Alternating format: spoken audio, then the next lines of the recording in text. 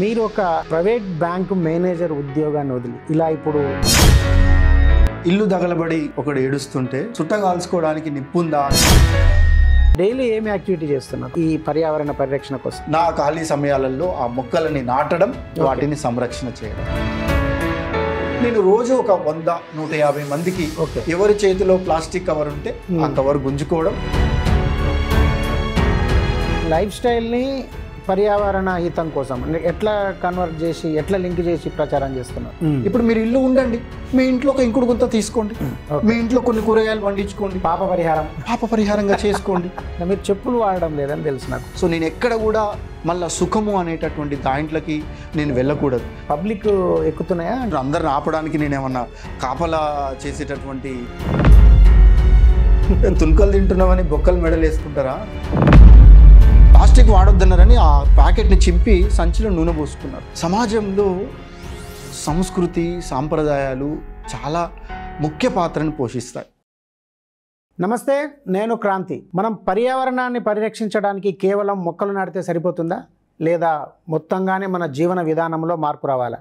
కేవలం మొక్కలు నాటేటట్లయితే, కేవలం మొక్కలు నాటిన వాళ్ళే పర్యావరణవేత్తలైతే వాళ్ళ సంఖ్య చాలా స్వల్పం. కానీ మన జీవన విధానం మారాలని పోరాడే వాళ్ళు ఎంతమంది ఉంటారు? అంతకంటే చాలా తక్కువ. అలాంటి తక్కువలో ఉన్న వ్యక్తుల్లో ఒకే ఒక్కడు నల్లగొండకు చెందిన సురేష్ గుప్తా. ఆయన గడిచిన 10 సంవత్సరాలుగా పూర్తిగా తన జీవితాన్ని పర్యావరణాన్ని రక్షించేందుకు, మన జీవన విధానం మార్పు కోసం చేయాల్సిన చర్యల గురించి, చేపట్టాల్సిన అనుసరించాల్సిన నియమ నిబంధనల గురించి తను ఆచరిస్తూ నలుగురికి విషయాన్ని తెలియజేస్తున్నారు. అంతేకాకుండా గడిచిన 10 సంవత్సరాల్లో ఆయన కనీసం ఒక 3 లక్షల మందిని ప్రత్యక్షంగా అభినందించడము, లేదు వారికి ఈ పర్యావరణం గురించి వివరించడము ప్రత్యక్ష కార్యాచరణతోటి రుజువు చేసినటువంటి వ్యక్తి ఆ సురేష్ గుప్తా గారు మనతో ఉన్నారు. అసలు ఆయన ఈ పర్యావరణాన్ని రక్షించాలన్న కోరిక ఎప్పుడు పుట్టింది? తనకు చేస్తున్నటువంటి ఉద్యోగాన్ని వదిలి మొత్తం తన జీవితాన్ని దీనికోసం ఎందుకు త్యాగం చేయాల్సి వచ్చింది? తన భవిష్యత్తు కార్యక్రమాలు ఏమున్నాయి? ప్రస్తుతం ఆయనకు లభిస్తున్నటువంటి ఆదరణ, లేదా తను చెప్తున్న మాటలకు వస్తున్నటువంటి విలువ, ఈ అంశాలన్నిటి గురించి గుప్తా గారిని అడిగి తెలుసుకుందాం. నమస్తే సురేష్ గారు, బాగున్నారా? అదే మీ గురించి అంటే మామూలుగా పత్రికల్లో వీడియోలలో ఏదో ఒకటి వస్తూనే ఉంటుంది, కానీ ప్రత్యక్షంగా చూస్తున్న వ్యక్తిగా మీరు ఒక ప్రైవేట్ బ్యాంకు మేనేజర్ ఉద్యోగాన్ని వదిలి ఇలా ఇప్పుడు ముతక ధోతి, ముతక బనియను, ఒక కండువ, ఈ ఆహార్యంతో ప్రజల్లోకి వెళ్ళి తిరిగి పర్యావరణ గురించి చెప్పాలన్న కోరిక మీకు ఎందుకు వచ్చింది? అసలు ఉద్యోగాన్ని ఎందుకు వదిలిపెట్టాల్సి వచ్చింది? నమస్తే అండి. మీరు అడిగిన అన్ని క్వశ్చన్ల కంటే ముందు సమాధానం చెప్పాల్సిన అంశం ఏదంటే, ఉద్యోగాన్ని వదిలి ఎందుకు చేయాల్సి వచ్చింది అనేటటువంటి ఆ ప్రశ్నకు మొదలు సమాధానం చెప్తాను. మనకి వెనకటికి ఒక మోటు సామెత ఉండేది. ఏంటంటే, ఇల్లు దగలబడి ఒకడు ఏడుస్తుంటే సుట్టగాల్చుకోవడానికి నిప్పుందా అని చెప్పేసి అడిగిరు అని చెప్పేసి ఒక సామెత ఉండే. నాకు కూడా మొత్తం ఈ భూగ్రహానికే నిప్పంటుకుంది, నా ఇల్లు అనేటటువంటి ఈ భూగ్రహానికి నిప్పంటుకొని వాతావరణ కాలుష్యం అనేటటువంటి నిప్పు అంటుకుంటే, నేనేమో చక్కగా బ్యాంకు మేనేజర్ ఉద్యోగం చేసుకుంటూ నా పిల్లలు భార్య సంతోషంగా వండుకుంటూ ఖాళీ సమయాలలో పర్యావరణం కోసం పని చేస్తా అనేటటువంటి ఆలోచన, దాని లోతుగా వెళ్ళినప్పుడు నాకు అనిపించింది, ఇది తీరిక సమయాలలో హాలిడేస్లో చేయాల్సిన పని కాదు, టైంపాస్గా చేసే పని కాదు, రిటైర్మెంట్ అయిన తర్వాత చేసేటటువంటి పని కాదు. ఇది ఉన్న ఫలంగా. ఎగ్జాంపుల్ మనం చూస్తూ ఉంటాం, ఊర్లో ఉన్న మన ఇంటికి కనుక నిప్పు అంటుకుంటే వెంటనే మనం ఫస్ట్ చేసే పని ఏంటంటే, మన సాయశక్తుల అక్కడ ఏమైనా నీళ్లు ఏమన్నా ఉంటే వాటిని ఆర్పడం, ఈ చేస్తూనే కేకలేయడం, ఆ చుట్టుపక్కల ఉన్న వాళ్ళు లేదు నేను కూడా ఫోన్ తీసుకొని ఫైర్ స్టేషన్కి ఫోన్ చేయడం. దానితో పాటుగా ఇంట్లో ఉన్నటువంటి విలువైన ఏముంటాయి మనకి, మన పిల్లలు, ఇంట్లో చేతగానటువంటి వృద్ధులు, వాళ్ళని బయటికి తీసుకొచ్చేటటువంటి ప్రయత్నం చేస్తాం.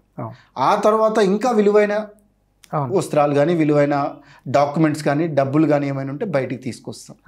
సో అలానే నేను చేస్తున్న పని కూడా నా భూగ్రహం అనేటటువంటి నా ఇంటికి ఓకే కాలుష్యం అనే నిప్పు అంటుకుంది. ఓకే ఆ నిప్పు అంటుకోవడానికి ఆర్పడానికి నా సర్వదా శక్తి ఉక్తులు అన్నీ ఊడ్చి ప్రయత్నం చేస్తా ఉన్నాను. ఓకే మరి నేను ఆర్పగలుగుతానా ఆర్పలేనా అది నేను దాని గురించి ఆలోచించాను.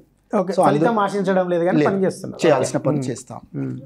అది బేసికల్గా నేను ఓకే అనుకున్న సో అంటే మీరు మొత్తంగా అంటే దాదాపు మీరు చెప్పిన దాని ప్రకారమే నాకు తెలిసిన ప్రకారం దాదాపు 10-12 ఇయర్స్ నుంచి చేస్తున్నారు కదా. అసలు మీరు డైలీ ఏమి యాక్టివిటీ చేస్తున్నారు అంటే ఈ పర్యావరణ పరిరక్షణ కోసం? పర్యావరణ పరిరక్షణ కోసం ఒక 7-8 అంశాలుగా తీసుకున్నాను.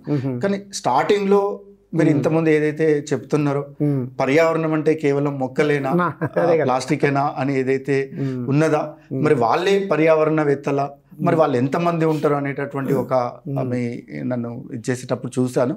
స్టార్టింగ్ లో నేను కూడా పర్యావరణం అంటే మొక్కలు నాటడం, అదేవిధంగా ప్లాస్టిక్ మీద ఇది చేయడం, అదేవిధంగా నీళ్ళని ఇది చేయడం. సో వీటిలలో కూడా ఓన్లీ ప్రచారం చేయకుండా, ఓన్లీ ప్రచారానికి పరిమితం కాకుండా నా ఖాళీ సమయాలలో ఆ మొక్కలని నాటడం, వాటిని సంరక్షణ చేయడం.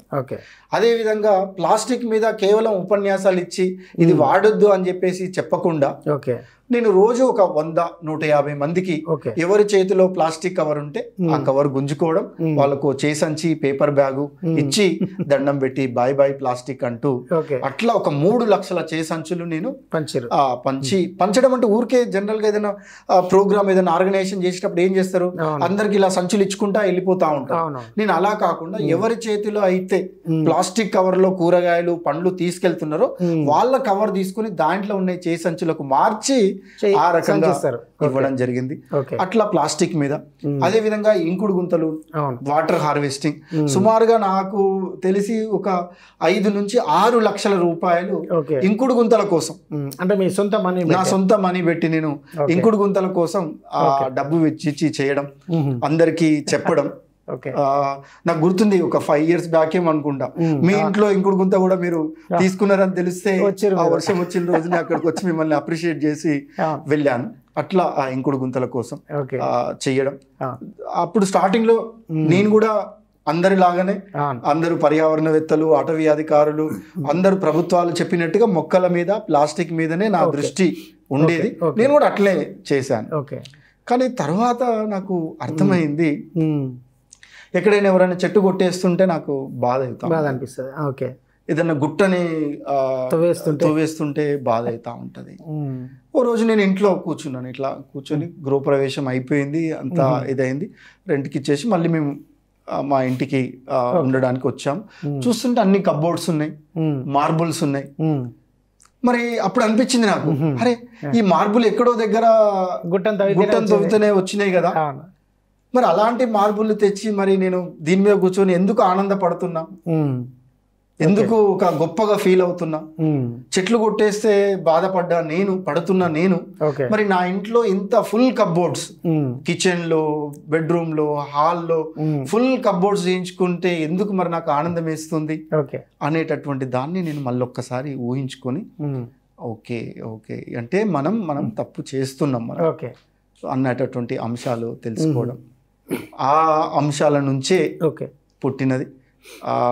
అప్పుడు నేను ఆలోచించాను, మనం తినే తిండి, కట్టుకునే బట్ట, ఉండడానికి నిర్మించుకునే ఇల్లు, ఈ 3 కూడా పర్యావరణ హితంగా ఉండాలి అనేటటువంటి అంశం. దానిలో భాగంగా ఇప్పుడు మీరు ఖద్దరు, ఖాదీ చేనేత ధరించడం మొదలు పెట్టాను. అప్పుడప్పుడు నా భార్య అంటుంటది నన్ను, తుణుకలు తింటున్నావని బొక్కలు మెడలు వేసుకుంటారా, నువ్వు పర్యావరణం గురించి చెప్పాలంటే మాత్రం నువ్వు ఇట్లా వేసుకొని ఈ డ్రెస్ వేసుకొని. నేను కూడా అదే డౌట్ వ్యక్తం చేయబోతున్నాను. అంటే మనం ఈ ఆహార్యంలో ఉంటేనే, ఈ డ్రెస్అప్ లో ఉంటేనే మీరు చెప్పేది జనానికి ఎక్కుతుంది, లేకపోతే ఎక్కదన్న ఉద్దేశమా? కరెక్ట్. నా భార్య చాలా సార్లు అట్లా అన్నది. ఎందుకు వాళ్ళు చాలా మంది భయపడతారు, అయ్యో పర్యావరణం కోసం చేయాలంటే ఇట్లా ఉండాలేమో అనుకోని అసలు మళ్ళీ దూరంగా పోతారు. అమ్మో మనతో అయ్యేది కాదు, గుప్తా గారి లాగా చెప్పులు వదిలేసి, గుప్తా గారి లాగా గోషి పెట్టుకొని, గుప్తా గారి లాగా అట్లా వేసుకొని మన వల్ల కాదని నీకు దూరంగా పోతారు అని చెప్పేసి నా భార్య చెప్తా ఉండేది. సో ఇలా వేయడానికి ముఖ్యమైన కారణం ఏంటి అంటే, సమాజంలో సంస్కృతి సాంప్రదాయాలు చాలా ముఖ్య పాత్రను పోషిస్తాయి. ఇప్పటికీ చాలా మంది ఆ ధోతి దాంట్లో ఇది కావడం కానీ, కండువా ధరించడంలో కానీ, చేనేత ఇది చేయడంలో చాలా మంది ఉన్నారు. కానీ వాళ్ళకు భావం ఏముంది, ఇది అంటే చదువుకోని వాళ్ళు ధరించేటటువంటి ఆహార్యము.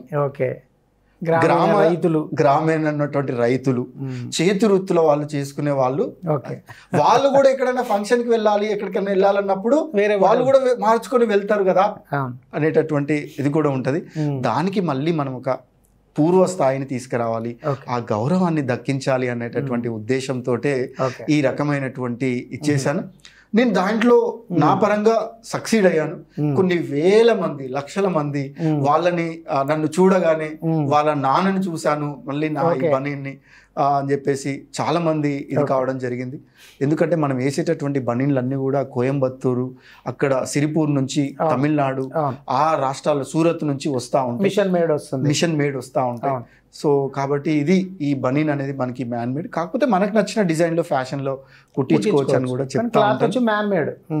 మ్యాన్ మేడ్ తోటి ఉండాలి అని చెప్పేసి చెప్తా ఉంటాను. దాంట్లో నేను చేనేతని భాగం చేసుకున్నాను, పర్యావరణంలో భాగం చేనేతని చేసుకొని అట్లా ముందుకు వెళ్తాను. అంటే ఎట్లా మీరు లైఫ్ స్టైల్ ని పర్యావరణ హితం కోసం ఎట్లా కన్వర్ట్ చేసి, ఎట్లా లింక్ చేసి ప్రచారం చేస్తున్నారు? ఎస్, మామూలు భాషలో మామూలు విద్యార్థులకి చెప్పాలి అన్నప్పుడు ఒక రకంగా చెప్తా ఉన్నాను. మామూలు విద్యార్థులకు ఏం చెప్తున్నాను, వాళ్ళకి కళ్ళ ముందర కనిపించాలి. ఏంటి, ఉదాహరణకి మన దగ్గర రైతులు పత్తి పండిస్తారు, మన దగ్గర జిన్నింగ్ మిల్స్ ఉన్నాయి. సో ఇక్కడ నుంచి కాటన్ స్పిన్నింగ్ మిల్ అనేది మనకి తమిళనాడుకి, ఇతర రాష్ట్రాలకు పోతుంది. అక్కడ ఫ్యాక్టరీలలో బట్టలు తయారు చేస్తారు. మళ్ళీ ఆ బట్టలు ఎక్కడికి రావాలి, మళ్ళీ మన దగ్గరికి వస్తాయి. మరి ఏమైంది, ఇక్కడ నుంచి ఒక 500 లారీలు అక్కడికి పోయినాయి, అక్కడ ఉన్న 500 లారీలు ఇక్కడికి వచ్చినాయి. అంటే ఏమైంది, వాయు కాలుష్యం అనేది పెరిగిపోయింది, రోడ్లు విస్తరణ చేసుకోవాల్సి వచ్చింది. దాని తర్వాత రోడ్డుకి ఇటుపక్క అటుపక్క ఉన్నటువంటి మొక్కలన్నీ కూడా కొట్టేయాల్సి వచ్చింది. మరి ఈ రకంగా మనం కాలుష్యం చేస్తున్నామని వాళ్ళకి చెప్తాం. అదేవిధంగా ఆల్రెడీ పర్యావరణవేత్తలు ఉంటారు, ఫారెస్ట్ ఆఫీసర్స్ ఉంటారు, క్లైమేట్ చేంజ్ యాక్టివిస్టులు ఉంటారు. వాళ్ళు కూడా ఇప్పటికీ జీన్స్, టీషర్ట్స్, బట్టలే వేస్తూ ఉంటారు. వాళ్ళు కూడా రకరకాలైనటువంటి ఉపన్యాసాలు స్టేజ్ మీద, సదస్సులలో మాట్లాడుతూ ఉంటారు. కానీ వాళ్ళు ఈ బట్టల విషయంకి వచ్చేసరికి వాళ్ళు దాని ప్రస్తావన కూడా చాలా అరుదుగా, చాలా తక్కువ మందే మాట్లాడుతూ ఉంటారు. దొంతి నరసింహారెడ్డి గారు అని చాలా తక్కువ మంది, అలాంటి చాలా తక్కువ మంది మాట. వాళ్ళకి ఏ రకంగా చెప్తా ఉంటాను, ఇప్పుడు ఏదైతే ఐక్యరాజ్య సమితి చెప్తున్నటువంటి సస్టైనబుల్ డెవలప్మెంట్ గోల్స్, సుస్థిర అభివృద్ధి లక్ష్యాలు 2030 అని ఒక 17 లక్ష్యాలని నిర్ధారించడం జరిగింది. ఆ 17 లక్ష్యాలలో హంగర్ రిలీఫ్ అని, పావర్టీ అని, తర్వాత క్లైమేట్ చేంజ్ అని, జెండర్ ఈక్వాలిటీ అని, ఇట్లా మనం 17 లక్ష్యాలను పెట్టుకున్నాం.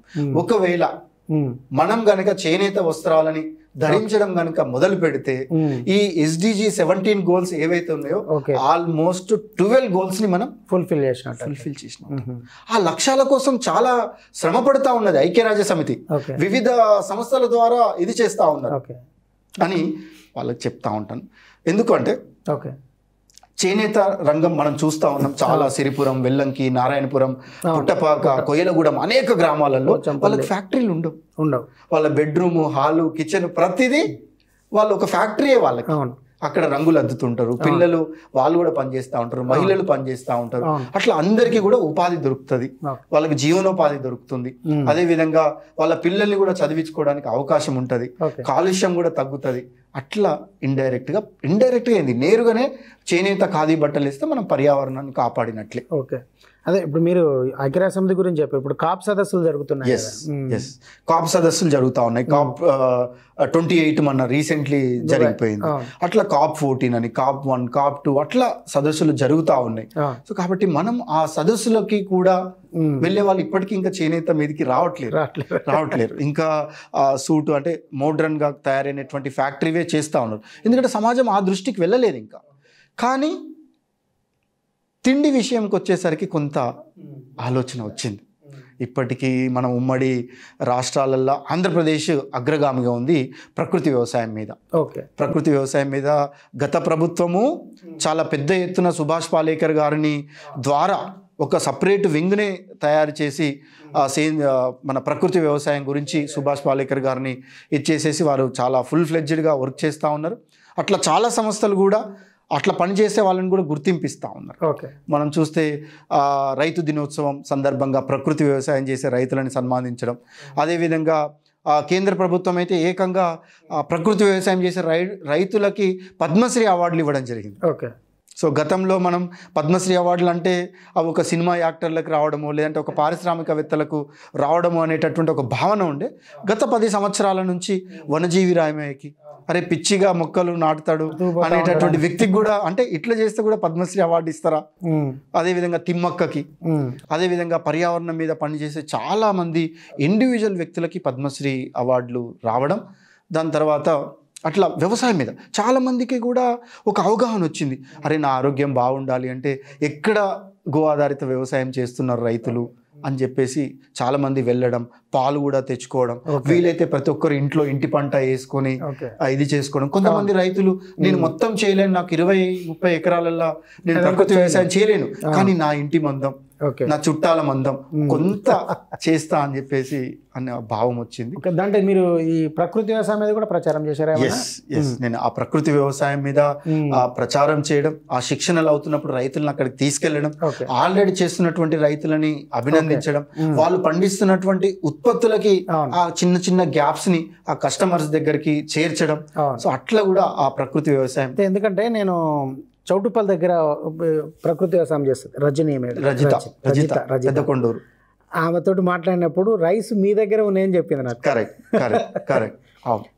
రెడ్ రైస్ కానీ అమృత రైస్, బ్లాక్ రైస్, ఇవి అదే ఎందుకు ఆ భావం అంటే మనం పర్యావరణ పరిరక్షణ అంటే అటు మనం తినే తిండి, కట్టుకునే బట్ట, ఉండే ఇల్లు, ఈ 3 కూడా పర్యావరణ హితంగా ఉండాలి. ఏది సాధ్యమైతే అది. ఉదాహరణకు నేను మొత్తం పర్యావరణ విధ్వంసం చేసి మార్బుల్స్ వేసి ఒక అపార్ట్మెంట్లో కప్బోర్డ్స్ చేయించుకొని ఒక మంచి ఫ్లాట్ కట్టుకున్నాను. ఇప్పుడు నేను ఉన్న ఫలంగా వెళ్ళి నేను ఒక కమ్మల గుడి చేసుకొని వెదురు కట్టెలతో అంటే ఇంట్లో వాళ్ళు, సమాజం నన్ను హర్షించారు. మీరు ఒకరిపై గుడి చేసుకొని బతకాల్సి వస్తుంది. అప్పుడు నేను సమాజానికి దూరం కావాల్సి వస్తుంది. సమాజానికి నన్ను యాక్సెప్ట్ చేయదు, నేను చెప్పేవి కూడా వినరు. కాబట్టి ఏది సాధ్యమవుతాయి. ఇప్పుడు మీరు ఇల్లు ఉండండి, మీ ఇంట్లో ఒక ఇంకుడు గుంత తీసుకోండి, మీ ఇంట్లో కొన్ని కూరగాయలు పండించుకోండి, పాప పరిహారంగా చేసుకోండి. సో అట్లా మీరు చెయ్యండి. ఆ మార్పు కూడా నేను ఈ మధ్యన ఇంతకుముందు కొంచెం చాదస్తంగా ఉంటుంటిని. ఎవరైనా ప్లాస్టిక్ కవర్ లో పట్టుకొని వెళ్తున్నా కూడా వద్దు అని కొంచెం సీరియస్ కావడం, ఏదైనా ఫంక్షన్ లకు పోతే కూడా ఇట్లా ఎందుకు చేస్తున్నారని అడగడం, అట్లా చేస్తుండే. కానీ ఈ మధ్య నేను కొంత నాలో నేను కూడా కొంత పాలిష్ కాబడియాను. ఎందుకంటే ఇది ఒక 75 సంవత్సరాల నుంచి, 100 సంవత్సరాల నుంచి, ఇంకా పూర్వం తీసుకుంటే 200 సంవత్సరాల నుంచి మనం ఒక ప్రాసెస్ లో మనం అలవాటు పడిపోయాం. సో ఇది గొప్ప అనేటటువంటి భావంలోకి వెళ్ళాం. సో కాబట్టి ఈ రోజు మనము రాత్రికి రాత్రి మార్పు సాధ్యం కాదు. సాధ్యమైన అది కష్టం. ఎందుకంటే అది సమాజం రిసీవ్ చేసుకోవడానికి అక్కడ సంసిద్ధతగా లేదు అక్కడ. సో కాబట్టి మనం మార్పుని మెల్లమెల్లగానే మార్పు చేసుకుంటే ఆ మార్పే ఎక్కువ కాలం ఉంటుంది. చాలా మంది చెప్తారు, మొన్న ఆయన వచ్చినాడు పుక్కిలియడం పెట్టుతోటి ఆరోగ్యం అంటున్నారు, మళ్ళీ ఇంకొక ఆయన వచ్చిండు ఇది తింటే ఇది అయిపోద్దని, అట్లా మనకి అవహేళనకు గురవుతాం. కాబట్టి ఆ మార్పు కూడా మనకు మెల్లమెల్లగా ఉండాలి. ఓకే, నేను ఇల్లు కట్టుకున్నాను, మీ ఇంట్లోకి రాగానే చూస్తే అక్కడ అన్ని మొక్కలు, వెదురు, అట్లా పైన మొక్కలు అట్లా ఉన్నది అంటే మీరు ఒక రకమైన ఇది ఉన్నా కూడా మీరు ఆ ప్రాసెస్లోకి వెళ్తున్నారు. ఏదో ఒక రోజు మిమ్మల్ని ఈ ప్రకృతి మిమ్మల్ని దగ్గరికి లాక్కుంటది. కానీ మీకు ఆ అభిరుచి అనేది కలగాలి ఫస్ట్. అభిరుచిని కలిగినాక నేను ఛాలెంజ్ చేస్తున్నాను, నాకు ఇది కూడా కాదు ఇంకా నాకు బాగుండాలని మీరు ఫామ్ హౌస్ కట్టుకొని తప్పకుండా మీరు ఒక గ్రామీణ వాతావరణాన్ని సృష్టించుకుంటారు. ఇప్పటికే మీ ఇంటిని ఒక మొక్కలనే ఇల్లుందా అనేటటువంటి భావం కల్పించారు. సో అది డెఫినెట్లీగా అనేది అవుతుంది అనేది నా యొక్క ఉద్దేశం. నాది ఇంకొకటి మీ వ్యక్తిగత ప్రశ్న, మీరు చెప్పులు వాడడం లేదని తెలుసు నాకు ఒక 3 సంవత్సరాల నుంచి, అంటే ఎందుకు అని? దీనికి నేను ఎవరిని ఇలా చెయ్యండి అనేది అయితే నేను చెప్పను, ప్రస్తావించను. కానీ నేను మాత్రం వాడకపోవడానికి ముఖ్యమైన కారణం, ఏదైనా ఒక తప్పు చేస్తే ఎవరో ఒకరు పనిష్మెంట్ చేస్తారు. ఉదాహరణకి మీరు రోడ్డు మీద వెళ్తున్నప్పుడు త్రిబుల్ రైడ్ చేస్తే ట్రాఫిక్ వాళ్ళు చలాన్, పోలీసులు పట్టుకుని చలాన్ రాస్తారు. మీరు ఓవర్ స్పీడ్ పోతే మీకు ఆటోమేటిక్గా చేసేస్తారు. అంటే మానవుడికి సంబంధం లేకుండా మీ తప్పుని ప్రోగ్రామింగ్ చేసి పరికరాలే మీకు శిక్షించేటటువంటి టెక్నాలజీని వాడుతున్నాం. కానీ మరి నేను పర్యావరణానికి హాని చేసేటటువంటి పనులకి మరి నన్ను ఎవరు మానిటరింగ్ చేయాలి, నాకు ఎవరు శిక్షించాలి, అసలు అది తప్పు అనే సమాజం గుర్తించట్లేదు. ఓకే, కాబట్టి ఉదాహరణకు నేను 2 మొబైల్ ఫోన్లు వాడుతూ ఉన్నాను. సో 2 రేడియేషన్ నేను సృష్టిస్తా ఉన్నాను.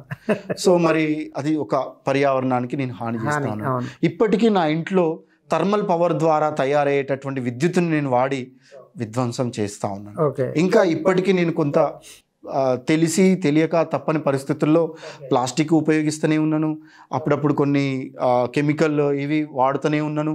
ఎంత ఇది చేసినా కూడా కొన్ని చేయాల్సి పరిస్థితులు ఉంటాయి. సో వాటి కోసం నేను నా సెల్ఫ్ పనిష్మెంట్గా, ఎవరైనా తప్పు చేస్తే మనం గుంజీలు తీస్తూ ఉంటాం, లేదా దేవుడి దగ్గరికి మోకాళ్ళ మీద వస్తానని మొక్కుతూ ఉంటాం. సో నేను ఆ యొక్క పనిష్మెంట్గా ఈ పాదరక్షకులు అనేది లేకుండా నేను ఒక సెల్ఫ్ పనిష్మెంట్గా వేసుకున్నాను. అదేవిధంగా నా కార్యదీక్ష. సో నేను ఎక్కడ కూడా మళ్ళీ సుఖము అనేటటువంటి దాంట్లోకి నేను వెళ్ళకూడదు. ఉదాహరణకి ఇప్పుడు అయ్యప్ప స్వామి మాల వేసుకుంటారు, ఒక దీక్ష తీసుకుంటారు. ఆ దీక్ష తీసుకున్న 40 మండలం రోజులు వాళ్ళు నిష్టగా అన్నిటికీ, అప్పటి వరకు మాంసం తిన్నా, మద్యం తాగినా, చెప్పులు వేసుకున్నా, బూట్లు వేసుకున్నా, సినిమాలు చూసినా, షికార్లు చూసినా, ఒక మండలం పాటు అన్నిటినీ త్యజించి చాలా నిష్టతో వాళ్ళు ముందుకు వెళ్తా ఉంటారు.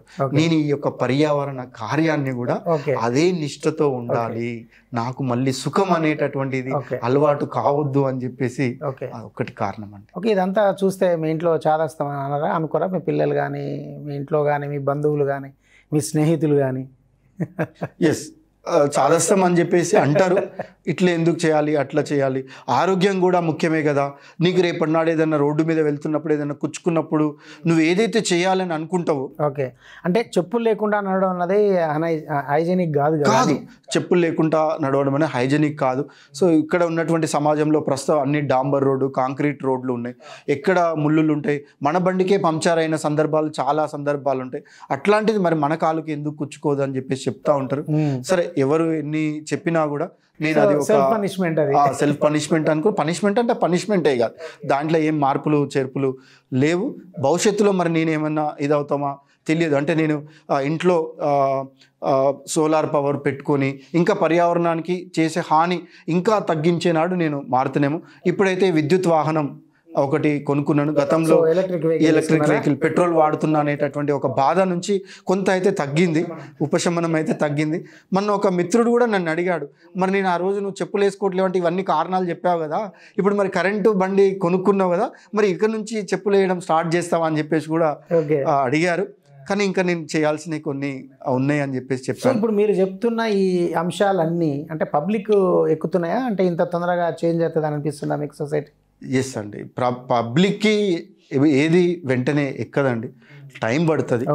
ఆ టైం ప్రాసెస్లో కూడా ఇక్కడ కూడా నేను అంతకుముందు నేను పర్యావరణం కోసం పనిచేస్తూ ఉన్నాను, లేదంటే నేను కాపాడుతున్నాను, లేదంటే వాళ్ళని మార్చడానికి ప్రయత్నం చేస్తున్నా అనే భావం ఉండే. కానీ తర్వాత నాకు అనిపించింది ఏంటంటే, ఆహా అసలు నేనేమన్నా సూపర్వైజర్నా? ఈ భూమి మీద వీళ్ళందరూ ఏం చేస్తున్నారు, ఏం పోతున్నారు, అందరిని ఆపడానికి నేనేమన్నా కాపలా చేసేటటువంటి ఉద్యోగం ఏమన్నా ఉందా? నాకు లేదు. కాబట్టి నేను ఓన్లీ నా ప్రయాణాన్ని సాగిస్తూ ఉన్నాను. ఈ ప్రయాణంలో ఎవరెవరు ఏమేమి తీసుకుంటారో నా నుంచి వాళ్ళు అవన్నీ తీసుకుంటారు. మనం కూడా సమాజంలో అనేక చూస్తూ ఉంటాం.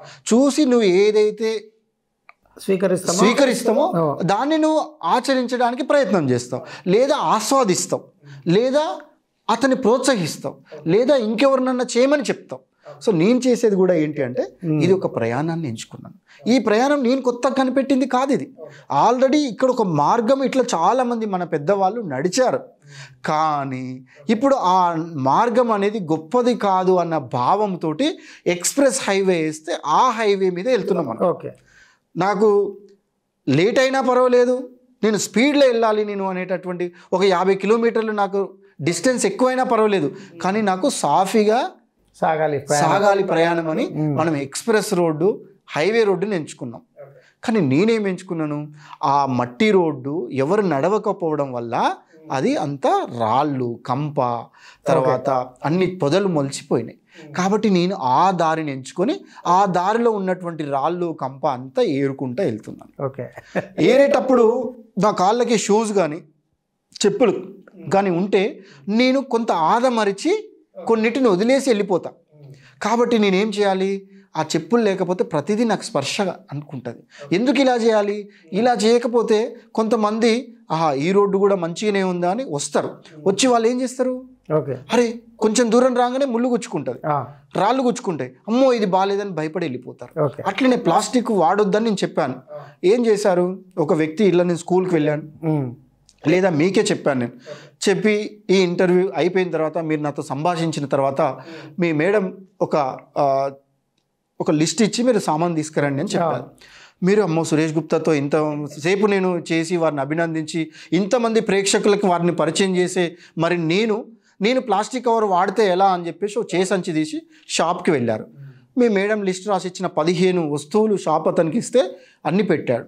ఆయిల్ ప్యాకెట్ ఇవ్వగానే మీరు ఏం చేశారు, సురేష్ గుప్తా గారు ప్లాస్టిక్ వాడొద్దన్నారని ఆ ప్యాకెట్ని చింపి సంచిలో నూనె పోసుకున్నారు. చక్కెర కూడా వద్దన్నారు అని చెప్పేసి కవర్ చింపి చక్కెర పోసారు, అన్ని తీసుకొచ్చి ఇంటికి వచ్చారు. మీ మేడం ఏమంటారు ఇంకా మిమ్మల్ని, సురేష్ గుప్తా గారిని ఇంటర్వ్యూ చేసి మా ఆయనకి ఏదో అయింది అని చెప్పేసి మా ఇంటికి వచ్చేసి నన్ను ఇబ్బంది పెడతారు.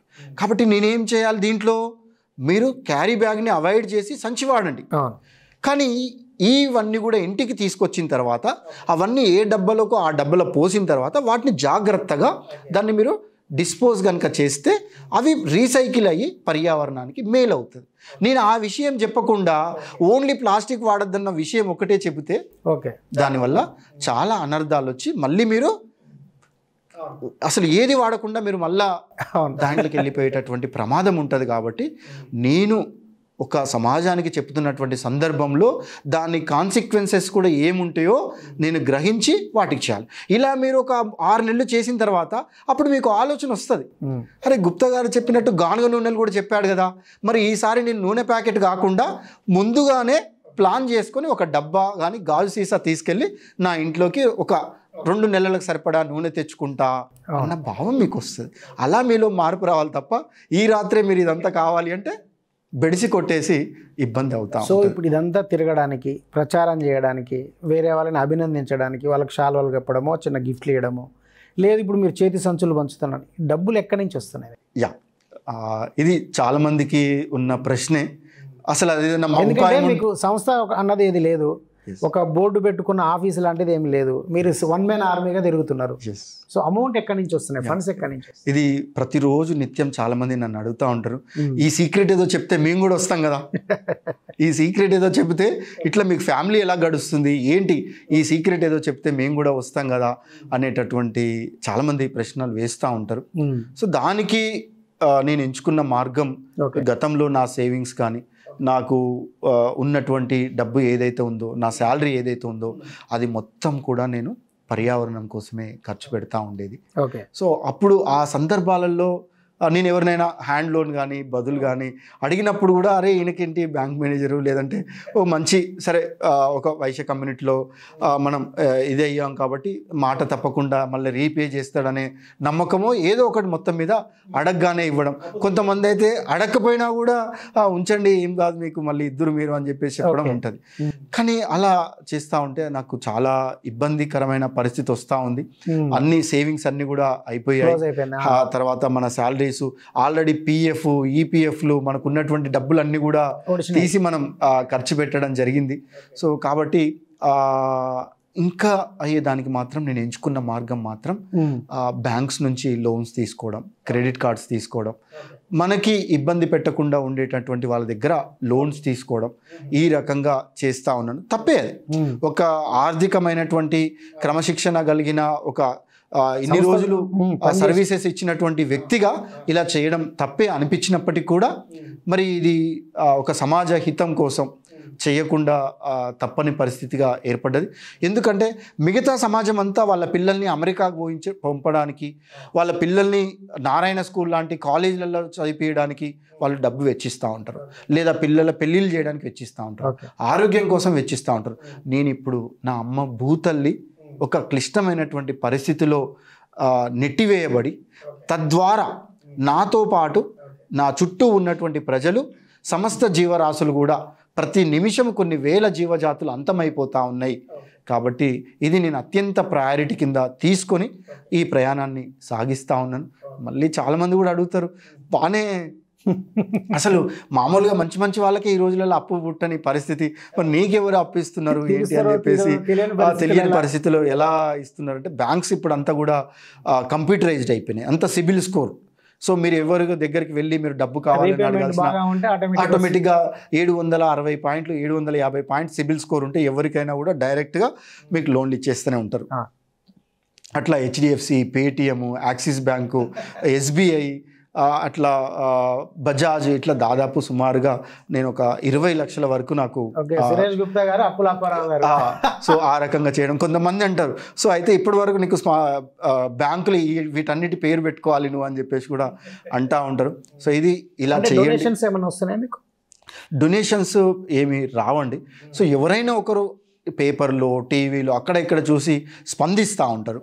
స్పందించి సో మేము చేయలేకపోతున్నామండి, నా గూగుల్ పే నెంబర్ తీసుకొని ఒక 100, 500, 1000, 2000, 3000, అప్ టు 10,000 వరకు ఎవరో ఒకరు అట్లా వాళ్ళ పేరు కూడా చెప్పరు కొంతమంది. సో డైరెక్ట్గా ఫోన్ నెంబర్ తీసుకొని వాళ్ళు పంపించేస్తూ ఉంటారు. సో అది ఒక విధానంలో జరుగుతూ ఉంటుంది. కానీ ఇది నేను ఒక పద్ధతి, పర్యావరణాన్ని కాపాడండి ఇట్లా అని నేను ఎవరికి సజెస్ట్ కూడా చేయను. ఎందుకంటే నాకున్న మార్గాన్ని నేను ఎంచుకున్నాను. అయితే కొంతమంది కూడా అడుగుతారు, మరి మీరు ఒక ఎన్జిఓ పెట్టుకోవచ్చు కదా, ఎన్జిఓ ద్వారా డొనేషన్స్ చేసుకోవచ్చు కదా, గవర్నమెంట్ ద్వారా ఫండ్స్ తీసుకోవచ్చు కదా అనేటటువంటి భావం కూడా ఉంటుంది. చాలామంది నాకు చెప్తారు, మీరు ఎన్జిఓ రిజిస్టర్ చేయండి, మేము మీకు డొనేషన్ చేస్తాం, సెక్షన్ 80G వస్తుంది మీకు, అట్లా కూడా కొంతమంది చెప్తా ఉంటారు. కొన్ని ఫారిన్ ఫండ్స్ కూడా వస్తాయి అని చెప్పేసి కూడా చెప్తా ఉంటారు. అయినా కూడా నేను అది చెయ్యకపోవడానికి నాకు అది తెలివి లేకనో లేదంటే అవగాహన లేకనో కాదు. నేను చాలా స్వచ్ఛంద సంస్థలకి ఒక వాలంటీర్గా ఉన్నాను, చాలా స్వచ్ఛంద సంస్థలకి మెంబర్గా ఉన్నాను, కొన్ని ట్రస్టీలకి నేనే సిగ్నేటరీ అథారిటీగా ఉన్నాను. అయినా కూడా నేను ఆ మార్గాన్ని ఎందుకు ఎంచుకోలేదు అంటే, సమాజంకి ఒక భావం ఏముంది అంటే, పర్యావరణ రక్షణ, పరిరక్షణ అంటే అది ఒక స్వచ్ఛంద సంస్థ పని, ఒక లయన్స్ క్లబ్ వాళ్ళు చేసే పనో, లేదు అంటే పొల్యూషన్ కంట్రోల్ బోర్డు వాళ్ళు చేసే పనో, లేదు కేంద్ర ప్రభుత్వమో రాష్ట్ర ప్రభుత్వమో లేదంటే మున్సిపాలిటీయో ఫారెస్ట్ డిపార్ట్మెంట్ వాళ్ళు చేసేటటువంటి పని, అది నాది కాదు అనేటటువంటి భావం సమాజంలో ఉన్నది. ఇది అలా కాదు. భూమి మీద పుట్టినటువంటి ప్రతి వ్యక్తి కూడా పర్యావరణం కోసం ఆలోచించి సంరక్షణ చేయాల్సినటువంటి పని ఉంది అనేటటువంటి ఒక మెసేజ్ ఇవ్వడానికి మాత్రమే నేను ఈ మార్గాన్ని ఎంచుకున్నా. వ్యక్తిగతంగా ఈ మార్గాన్ని ఎంచుకున్నా. మళ్ళీ నేను ఒక సంస్థ పెట్టి నా సంస్థ గొప్పది, నా సంస్థ ఇది అది అనేటటువంటి భావం లేకుండా, ఏ సంస్థ ఉంటే ఆ సంస్థ దగ్గరికి వెళ్ళి వారికి పర్యావరణ అంశాలు చెప్పి, మీ సంస్థ చేసేటటువంటి కార్యక్రమాలలో ఈ పర్యావరణాన్ని కూడా మేజర్ కార్యక్రమంగా తీసుకొని మీరు ఆచరించండి, సమాజంలోకి తీసుకెళ్ళండి అని చెప్పేసి చెబుతూ ఉంటాను. అయితే నాకు ఏమని ఉండే అంటే, సామాన్యుడు, ఇప్పటివరకు నేను కామన్ మ్యాన్గా పరిచయం చేసుకుంటాను. సామాన్యుడిగా common man MOU with president of India, common man MOU with United Nations secretary, common man MOU with governor, common man MOU with Sakshi paper, any organisation XYZ organisation చేసుకోవాలి, అట్లా వాళ్ళతో కలిసి పనిచేయాలని ఉండే. అనిపించినప్పుడు ఒక రోజు అనిపించింది, సమాజంకి పోయి చెప్తే అమ్మో వీళ్ళకి పొగరు గింత అంత లేదేవో, ఈయనట కామన్ మ్యాన్ MOU చేసుకుంటాడట ప్రెసిడెంట్ ఆఫ్ ఇండియా తోటి, common man MOU with ministry of ఎన్విరాన్మెంట్తో చేసుకుంటాడట అనేటటువంటి హేళనకు కూడా నేను గురైతనేమో, తప్పు పడుతుందేమో, సమాజము యాక్సెప్ట్ చేయదేమో అనేటటువంటి అనేక ప్రశ్నలు నన్ను సంధిస్తూ ఉన్నాయి, కుచ్చుకుంటా ఉన్నాయి. కానీ ఒక ఈ క్రమంలో చూస్తున్నప్పుడు సస్టైనబుల్ డెవలప్మెంట్ గోల్స్ అనేటటువంటి పదాన్ని బాగా విన్నా. ఈ పాశ్చాత్యులు కానీ మోడ్రన్ చదువుకున్న వాళ్ళు ప్రతి 3 సంవత్సరాలకు 5 సంవత్సరాలకు ఒక కొత్త పదం కనిపెడతాం. నేను గతంలో 99-2000 ఆ ప్రాంతంలో APRLP, Andhra Pradesh rural livelihood project అని SP టక్కర్ సార్ దగ్గర నేను పనిచేశాను ఒక 4-4.5 సంవత్సరాలు. దాదాపు ఆంధ్రప్రదేశ్, ఉమ్మడి ఆంధ్రప్రదేశ్లో మొత్తం అన్ని జిల్లాలు కూడా నేను తిరిగాను. అటు అరకు లోయల నుంచి మొదలు పెడితే అనంతపూర్ మొదలు పెడితే ప్రతి మండలము ప్రతి జిల్లా కూడా నేను తిరిగాను. ఆ ప్రాసెస్లో నాకు ఎట్లా ఉంటుంది గ్రామీణ వాతావరణం ఏంటని తెలిసింది. అప్పుడు ఏముండే లైవ్లీహుడ్స్ అని ఉండేది, జీవనోపాధులు. అప్పుడు నేను విన్నటువంటి పదం అసలు లైవ్లీహుడ్స్ అంటే దాని మీద కొన్ని వేల కోట్ల రూపాయలు ప్రాజెక్ట్స్ వస్తుండేది. చంద్రబాబు నాయుడు గారు దాని మీద ఎన్నో మహిళా సంఘాల ద్వారా ఉపాధి పథకాలని లైవ్లీహుడ్స్ అని చాలా ప్రోగ్రామ్స్ చేశారు. దాంట్లో నేను ఒక జిల్లాకే నేను ఇన్ఛార్జ్గా ఉన్నాను, మహబూబ్ నగర్ జిల్లాకి ఉన్నాను. అట్లా కొన్ని ఎంటర్‌ప్రీనర్‌షిప్స్ అంటారు కొన్ని. తర్వాత దాని ఇట్లా ఈ పదాలల్లో వచ్చిందే సస్టైనబుల్ డెవలప్మెంట్ గోల్స్, సుస్థిర అభివృద్ధి. ఏంటి సుస్థిర అభివృద్ధి అంటే నువ్వు ఒకదాన్ని అభివృద్ధి చేయడానికి ఇంకొక దాన్ని నువ్వు ఇబ్బంది పెట్టకూడదు.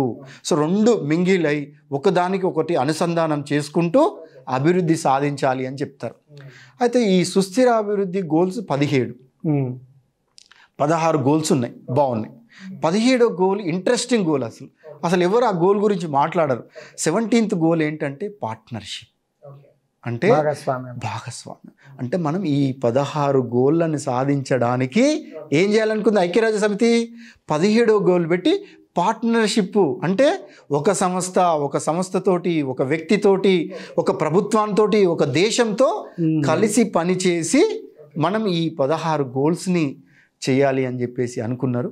దాంట్లో భాగంగానే నేను తెలంగాణ ఫారెస్ట్ అకాడమీతో, అంటే అఫీషియల్గా కాకపోయినా వాళ్ళకి ఒక పార్ట్నర్గా, వాళ్ళ వచ్చేటటువంటి సిబ్బందికి నేను కూడా శిక్షణ ఇవ్వడం, అదేవిధంగా కార్పొరేట్ కంపెనీస్కి, అదేవిధంగా చాలా ఎన్జిఓస్కి నేను వాళ్ళతో చిన్నపాటి అండర్స్టాండింగ్లో వాళ్ళు చేసే కార్యక్రమాలలో నన్ను ఇన్వాల్వ్ చేస్తూ ఉంటాను. అంటే గవర్నమెంట్ వైపు నుంచి అంటే ప్రయత్నాలు కానీ, లేదంటే మీరు చేస్తున్న పనులకు గుర్తింపు కానీ, అంటే వాళ్ళ ఎఫర్ట్స్ కానీ ఏమైనా ఉన్నాయనిపించింది? ఎస్ అండి. సో మంచి ప్రశ్న అడిగారు. సో తెలంగాణ ప్రభుత్వము, నేను డేలో అప్పుడు స్టార్టింగ్లో ఉన్నప్పుడు చాలామంది నన్ను పిచ్చోడు అనేవాళ్ళు. చెత్త నేను ఎక్కడ పార్క్ ఉంటే ఎన్జీ కాలేజ్ అక్కడ ఇక్కడ షాపింగ్ కాంప్లెక్స్ల ముందర ఎక్కడ చెత్త ఉంటే అక్కడ క్లీన్ చేస్తూ ఉండేది. సో ఎవరు చెప్పినా చెప్పకుండా నేను పొద్దునట్టి లేసి క్లీన్ చేస్తూ ఉండేది. సో ఒకసారి అయితే కాంప్లైంట్ ఇచ్చారు, నువ్వెవరు మా ఏరియాకి వచ్చి క్లీన్ చేయడానికి నువ్వు అని చెప్పేసి. సో ఒక స్థితిలో మీకు గుర్తుండే ఉండాలి, షిరిడీకి వెళ్ళే ట్రైన్లో, లాతూర్కి వెళ్ళేటటువంటి ట్రైన్లో అందరూ అక్కడ వాటర్ కొరత వస్తే ట్రైన్లో 5 లీటర్ల క్యాన్లు ఇచ్చి అక్కడికి వాటర్ పంపించినటువంటి సందర్భంలో మనకు కూడా తీవ్ర వాటర్ కొరత ఏర్పడ్డది. అప్పుడు నేను పెట్టినటువంటి చెట్లు చనిపోతూ ఉన్నాయి, అందులో మోటార్ లేదు ఆ పార్కులో. అప్పుడు నేను క్యాన్లల్లో నీళ్ళు తీసుకెళ్ళి నా కొడుకు నేను రోజు ఒక చెట్టు దగ్గర స్నానం చేసేవాళ్ళం. సో ఆ చుట్టుపక్కల ఉన్న వాళ్ళు, నువ్వు న్యూసెన్స్ చేస్తున్నావు, ఇక్కడ నువ్వు స్నానం చేసి ఇక్కడ ఇబ్బంది కలిగిస్తున్నావు అని చెప్పేసి పోలీస్ స్టేషన్లలో కేసు పెడతామని చెప్పేసి అట్లా బెదిరియడం కూడా జరిగింది. సో అట్లా ఆ సందర్భాలు ఉన్నాయి. కానీ 2014 ఏదైతే ఉందో అదొక మైలురాయి. అప్పుడే తెలంగాణ ప్రభుత్వం, కొత్త ప్రభుత్వం ఏర్పడ్డది. కేంద్ర ప్రభుత్వం కూడా కొత్తగా ఏర్పడ్డది. కేంద్ర ప్రభుత్వం ఏర్పడిన వెంటనే వాళ్ళు తీసుకున్నటువంటి ఫస్ట్ నినాదం స్వచ్ఛ భారత్ అనేటటువంటి నినాదం తీసుకున్నారు. ఆ స్వచ్ఛ భారత్లో ప్రధానమంత్రులు, రాష్ట్రపతులు, గవర్నర్లు, మినిస్టర్లు అసలు ఇంకా ఈ చిన్న పేడ పొరక పట్టుకొని ఊడుస్తూ ఉండేది. అప్పుడు సమాజం అంతా కూడా అరే సురేష్ గుప్తా గారు చేసే పని చాలా గొప్పది, మంచిది అనేటటువంటి ఒక భావం రావడం. దానితో పాటు ఏదైతే హరితహారం కార్యక్రమం తీసుకున్నారో మన రాష్ట్ర ప్రభుత్వం, అప్పుడు కూడా అరే మొక్కలు అనేది ఎక్కడికి పోయినా నేను ఒక మొక్క బహుమానంగా ఇవ్వడం. మా ఇంట్లో పెళ్ళి అయితే కూడా దాదాపు 1500 మొక్కలు నేను అక్కడ పెట్టి ఇంటికి వచ్చిన వాళ్ళకి రిటర్న్ గిఫ్ట్గా ఒక మొక్క ఇవ్వడం. ఆ మొక్క కూడా మళ్ళీ వాళ్ళకి నచ్చిన మొక్క ఇవ్వకపోతే అక్కడే పడేసి వెళ్ళిపోతారని చెప్పేసి పూల మొక్కలు, పండ్ల మొక్కలు, షో మొక్కలు పెట్టి, మళ్ళీ ఎందుకంటే పెళ్ళికి వచ్చేటప్పుడు వాళ్ళు పట్టు చీరలు కట్టుకొని మంచి డ్రెస్సింగ్ వస్తారు కాబట్టి ఆ మొక్క పట్టుకుంటే ఎర్రమట్టి ఎక్కడ అంటే ఇబ్బంది అవుతుందని చెప్పేసి ఒక చిన్న పేపర్ బ్యాగు, క్లాత్ బ్యాగ్ కూడా ఇచ్చి పంపించడం జరిగింది. సో అట్లా ఉన్న తర్వాత నాకు గౌరవం ఇవ్వడం, చాలా కాలేజ్ వాళ్ళు, ఇండివిజువల్ సంస్థలు నన్ను ఆహ్వానించడం, వాళ్ళ స్థాయిలో వాళ్ళు ఫెలిసిటేషన్ చేయడం, తర్వాత అట్లా నాకు ఒక గుర్తింపు రావడం జరిగింది. దాని తర్వాత రాష్ట్ర ప్రభుత్వం ఒకసారి ఉత్తమ సామాజికవేత్తగా అవార్డు, క్యాష్ అవార్డుతో కూర్చుకున్న అమౌంట్ ఇచ్చింది. మళ్ళీ పర్యావరణవేత్తగా మొక్కలపై కృషి చేస్తున్నందుకు మళ్ళీ అవార్డు ₹1,00,000 బహుమతితోటి, చాలా స్వచ్ఛంద సంస్థలు 40,000, 50,000 అట్లా అవార్డుల రూపకంగా ఇవ్వడం జరిగింది. అదేవిధంగా తెలంగాణ రాష్ట్ర ప్రభుత్వం కూడా ఉత్తమ జీవ వైవిధ్య కన్జర్వేటర్ అవార్డు అని చెప్పేసి కూడా రాష్ట్ర స్థాయి అవార్డు కూడా ఇవ్వడం జరిగింది. అదేవిధంగా ఉపరాష్ట్రపతి వెంకయ్య నాయుడు గవర్నర్ చేతుల మీదుగా పర్యావరణవేత్త తెలంగాణ రాష్ట్రం నుంచి కూడా రైతు నేస్తం అవార్డును కూడా తీసుకోవడం జరిగింది. ఇట్లా అనేక అవార్డ్స్. దాని ద్వారా నాకు జరిగింది ఏంటంటే నా కుటుంబంలో కానీ లేదా నా చుట్టుపక్కల కానీ ఎక్కడికి వెళ్ళినా కొంత గౌరవం. అప్పటి వరకు నేను ఎక్కడికి వెళ్ళి చెప్పాలనేటటువంటి కానుంచి ఇప్పుడు నన్ను వాళ్ళ ఫంక్షన్స్కి పిలిచి మా విద్యార్థులకి, మా స్టాఫ్కి, మా కుటుంబ సభ్యులకి అవగాహన కల్పించండి అనేటటువంటి పరిస్థితి ఈరోజు రావడం జరిగింది. సో దాని తర్వాత నేను భారతదేశం అంతా కూడా తిరుగుతూ అన్ని ప్రభుత్వాలు, దేశం మొత్తం దాదాపు అన్ని రాష్ట్రాలు కూడా తిరగడం, అక్కడ ఉన్నటువంటి జ్ఞానాన్ని నేను తెలుసుకోవడం, నా జ్ఞానాన్ని అక్కడ షేర్ చేయడం, ఆ పార్ట్నర్షిప్ అనేటటువంటి కాన్సెప్ట్ ద్వారా ముందుకు వెళ్తా ఉన్నాను. సో మొత్తం ఈ ప్రాసెస్లో మీరు చేస్తున్న కార్యక్రమాలలో మీకు ఎదురైన చేదు అనుభవం ఏమైనా ఉందా? చాలా ఉన్నాయి. ఒక గుర్తున్నది లైవ్ అంటే అందరు ఆ రోజు మీడియా మిత్రులు అందరు ఉన్నారు. దాదాపు 30-40 మంది మీడియా మిత్రులు ఉన్నారు. రవిప్రకాష్ రెడ్డి గారి పీరియడ్లో స్వచ్ఛ భారత్ అని ప్రతి శనివారం ప్రతి పోలీస్ స్టేషన్ పరిధిలో ఉన్నటువంటి ఏదో ఒక ప్లేస్ని ఎంచుకొని క్లీన్ చేయాలి, క్లీన్ అండ్ గ్రీన్ చేయాలి. అక్కడికి మా వీటి కాలనీకి వచ్చాడు. నేను రోడ్డు మీద వెళ్తుంటే అందరూ వెహికల్ మీద వెళ్ళి చేస్తూ ఉన్నారు. నేను మామూలుగా నేను శుభ్రం చేద్దామని నేను పొరక పట్టుకొని నేను వెళ్తున్నా. అదేంది, నేను వెళ్తే మా కాలనీకి పోలీస్ వాళ్ళు వచ్చి శుభ్రం చేస్తూ ఉన్నారు. మరి వారిని అభినందించాలి, వారికి సహాయం చేయాలి, వారికి మంచినీళ్ళు అందియాలి, వాళ్ళకి అల్పాహారంలో ప్లాస్టిక్ ప్లేట్లు కాకుండా మంచి బయోడిగ్రేడబుల్ ప్లేట్లలో పెట్టాలి, వాళ్ళకి ఇంకేమైనా స్నాక్స్ పల్లి ముద్దలు మిల్లెట్స్ అవి ఇవ్వాలి అని చెప్పేసి తీసుకెళ్ళాను. దానితో పాటు వాళ్ళకి మరి వచ్చినందుకు నేను ఏదైనా బహుమానం ఇవ్వాలి, మా వార్డుకు వచ్చి చేస్తూ ఉన్నారని దాదాపుగా 40 మంది దానికి వచ్చారండి. 30-40 మంది వచ్చారు. ఆ 30-40 మందికి గిఫ్ట్లు తీసుకుని వెళ్ళాను నేను. మరి గిఫ్ట్లు కూడా ఏం గిఫ్ట్లు ఇవ్వాలి అంటే, ఇప్పటివరకు గిఫ్ట్ అంటే ఏదో ప్లాస్టిక్ డబ్బాను, ఒక బాక్సో ఏదో ఒక అట్లాంటిది ఇస్తారు కదా. అట్లా కాకుండా నేను తడి చెత్త, పొడి చెత్త, హానికరమైన చెత్త వేరు చేసేటటువంటి ఒక కిట్ ఉంటుంది. ఆ కిట్ ఇవ్వాలి అని చెప్పేసి నేను బెంగళూరు నుంచి తెప్పించి ఆ కిట్స్ని ఇచ్చాను. ఆడికి తీసుకెళ్ళి అక్కడ సిఐ రవీందర్ గారు ఉన్నారు అప్పుడు. ఓకే. సో రవీందర్ గారికి సమాచారం ఇచ్చాను, ఎస్పీ గారికి సమాచారం ఇచ్చాను, మీ చేతుల మీద ఇవ్వండి అన్నాను. ఇదంతా సాఫీగా అయిపోయింది. ఎస్పీ గారు వచ్చారు, వారందరికీ బ్రేక్ఫాస్ట్ పెట్టారు, ఆ గిఫ్ట్లు కూడా వాళ్ళకి ఇచ్చారు. కానీ నేను డిఎస్పీ గారికి ఆ ఇన్ఫర్మేషన్ ఇవ్వలేదు. ఓకే, ప్రోటోకాల్ మిస్ అయ్యారు. ప్రోటోకాల్ నాకు మరి సిఐ గారు ఉన్నారు కాబట్టి వారు చూసుకుంటారు అనుకున్నాను నేను. సో అక్కడ డిఎస్పీ గారి ఈగో హట్ అయింది. అట్ట ఎస్పీ గారు ఇచ్చి వెళ్ళిపోయిన తర్వాత డిఎస్పీ గారు చాలా ఒక హై లెవెల్ నా మీద ఫైర్ అయిపోయారు. అక్కడ అందరు మీడియా వాళ్ళు, టాప్ మీడియా మొత్తం కూడా ఆ రోజు జనరల్గా ఎస్పీ గారి కార్యక్రమం అంటే దాదాపుగా అందరూ వచ్చినారు. సో అందరూ ఉన్నారు, అందరు అలా చూస్తున్నారు. అసలు నన్ను ఒక భావజాలం తిట్టేశారు. తిట్టి నన్ను ఒక క్షణంలో నాకు ఏడ్చి ఏం చేయాలో నాకు అండగా కూడా ఎవరు లేరు. అంటే ఆ ఆవేశంలో ఎవరైనా చెప్తే కూడా వారిని కూడా ఏమంటారు అనేటటువంటి భావం ఉండే. సో అప్ టు నేను అనువుగాని చోట అదుకులం అనరాదు అనేటటువంటి ఒక పద్యాన్ని గుర్తు చేసుకొని వెంటనే అక్కడి నుంచి నేను వెళ్ళిపోయాను.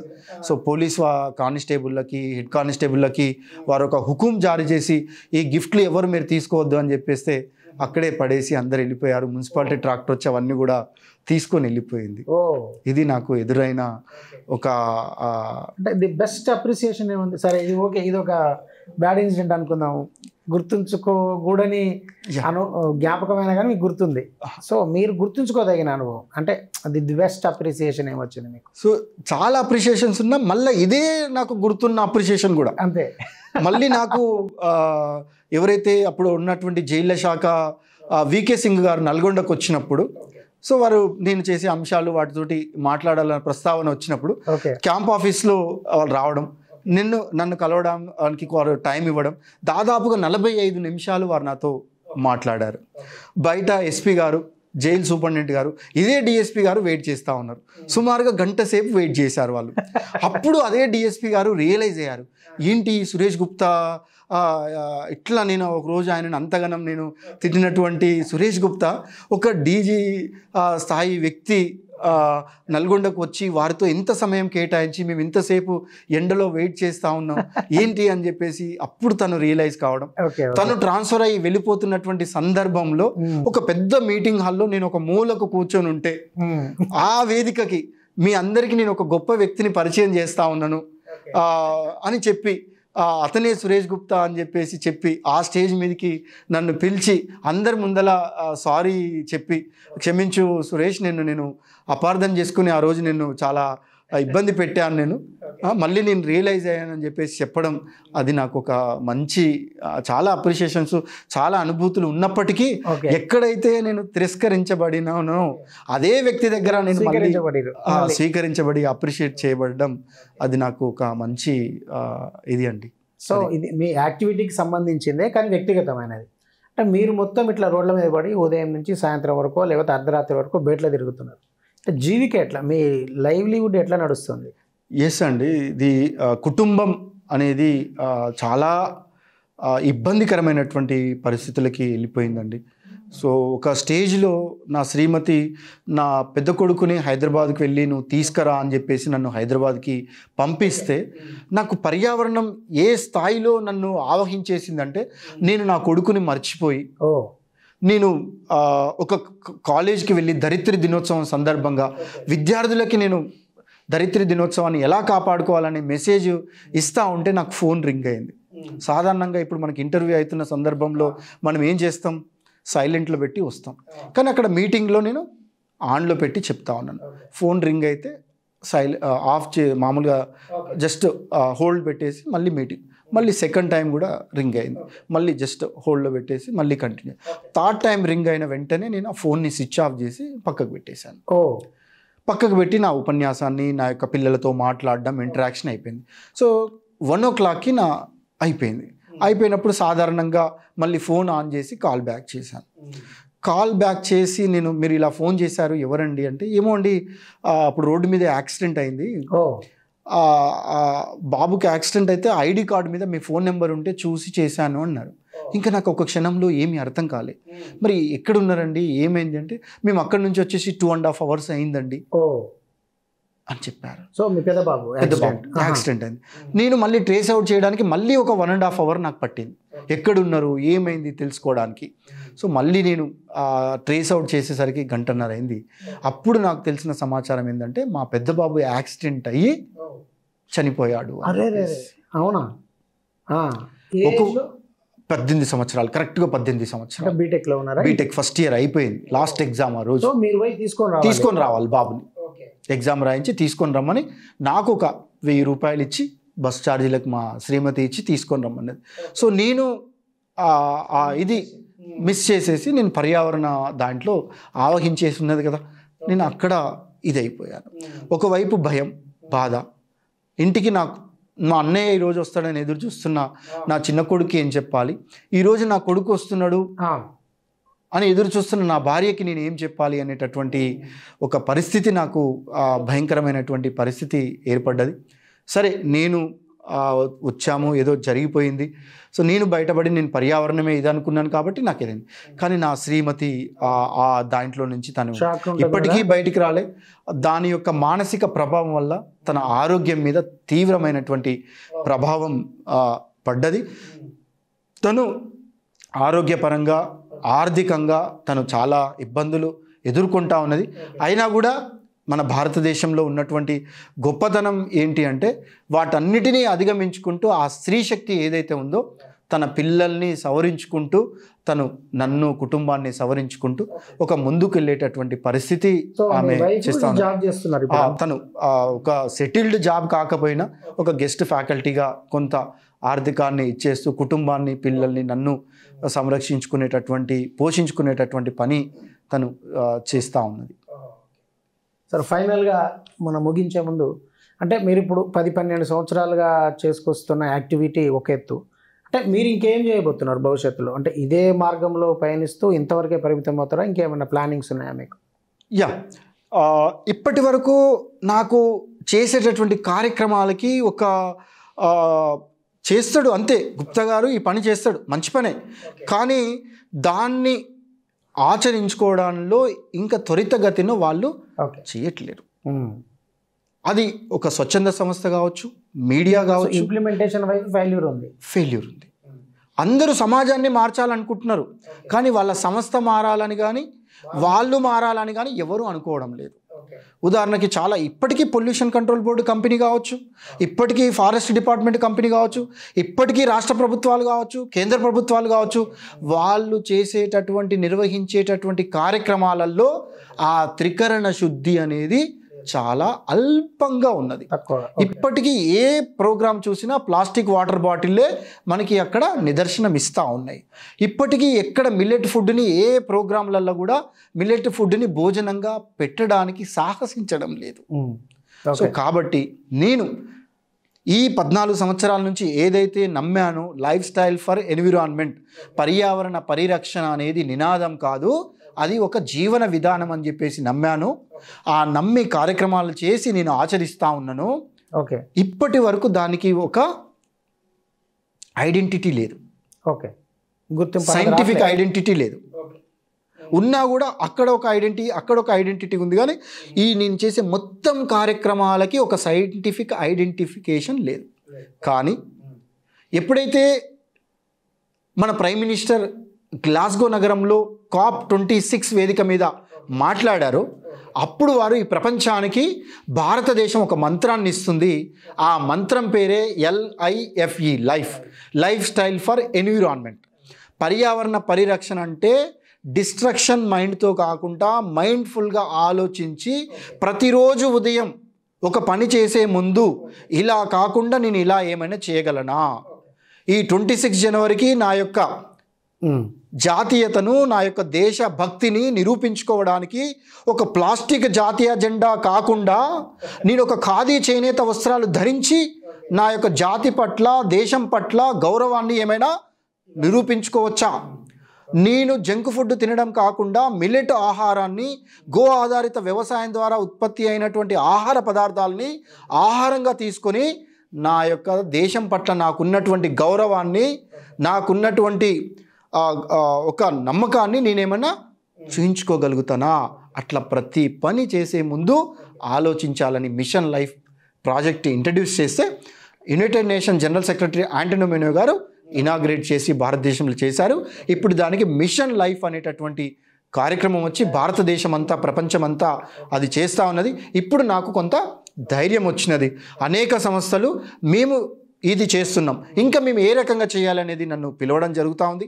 సో చాలా కార్పొరేట్ సంస్థలు, అంటే నెక్సస్ మాల్, అంటే ఒక దాదాపు 10-15 దేశాలలో ఉన్నటువంటి బ్లాక్ స్టోన్ కంపెనీ సంబంధించినటువంటి ఒక నెక్సస్ మాల్ అనేటటువంటి సంస్థ కూడా నన్ను వాళ్ళ యొక్క అఫీషియల్ పార్ట్నర్గా ఏర్పాటు చేసుకొని పర్యావరణంలో ముందుకెళ్ళే ప్రయత్నం చేస్తూ ఉన్నారు. కాబట్టి ఇక్కడ నుంచి నేను నా యొక్క పనిని ఇప్పటి వరకు ఫిజికల్గా కష్టపడతా ఉన్నాను, ఫిజికల్గా చేస్తూ ఉన్నాను, నాకు అర్థమైతేనే ఉంది.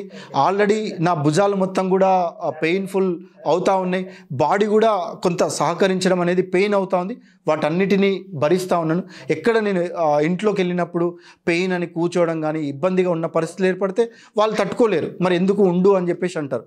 కాబట్టి ఆ రకంగా ఇప్పుడు ఉన్నటువంటి అనేక సంస్థలు, అనేక ప్రభుత్వాలతోటి కూడా ఆ పార్ట్నర్షిప్ చేసుకొని వాళ్ళతో పనిచేసేయడానికి ముందుకు వెళ్ళి ఇట్లా ప్రపంచం మొత్తం కూడా నా కోరిక ఒక్కటే అండి.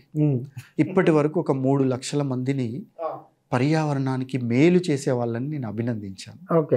వాళ్ళు చేనేత ఏమి ఫిజికల్గా, ఉదాహరణకి చేనేత ఇప్పుడు మీరు ఖాదీ చేసుకున్నారు, నమస్కారం పెట్టడం, వాళ్ళకి ఒక బహుమానం ఇవ్వడం. సైకిల్ దొక్కే వాళ్ళు ఉన్నారు, వాళ్ళకి నమస్కారం పెట్టడం, బహుమానం ఇవ్వడం, సన్మానం చేయడం. రోజు రోడ్ల మీద చెత్త ఏరే వాళ్ళు ఉన్నారు, వాళ్ళకి సన్మానం చేయడం.